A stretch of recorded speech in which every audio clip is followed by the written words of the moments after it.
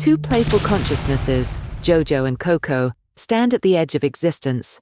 Entangled beyond time and space, they choose to be born together into the human world.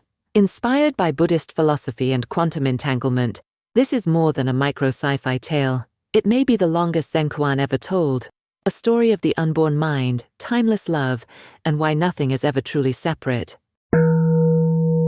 In the vast expanse of 5D space, two sparkling clusters of quantum information, Jojo and Coco, were deep in discussion. There's a projection from this 5D realm into a three-dimensional world, Jojo mused, down there on that little planet called Earth. Shall we find a family to join?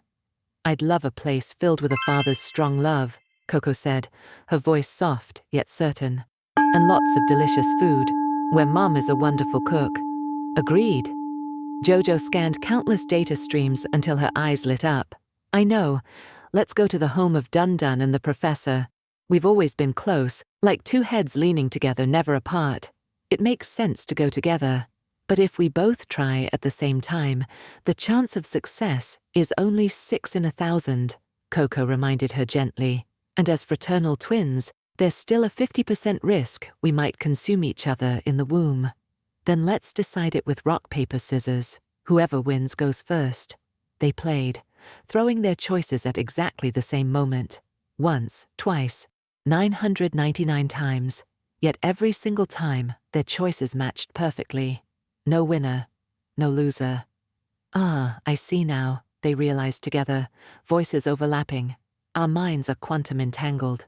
Well, sighed Coco. Then we'll just have to go together. But promise me, we won't consume each other. Deal, Jojo replied with a smile. 5 years later, on Earth, at the majestic Huineng temple, built in the Liao dynasty, morning light streamed over the ancient blue brick square. The grand Mahavira hall stood solemn and graceful, surrounded by towering pines. An elderly monk, holding a string of prayer beads, was strolling calmly across the square, reciting verses under his breath. Suddenly, he spotted two little twin girls, Jojo and Coco, hopping and skipping joyfully.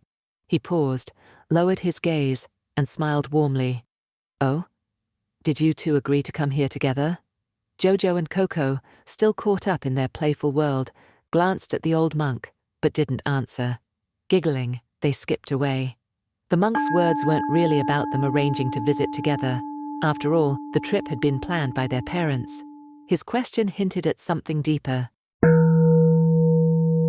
For centuries, Buddhist philosophy has glimpsed truths that modern physics only now begins to see, that perhaps in the deepest sense, nothing is ever truly separate.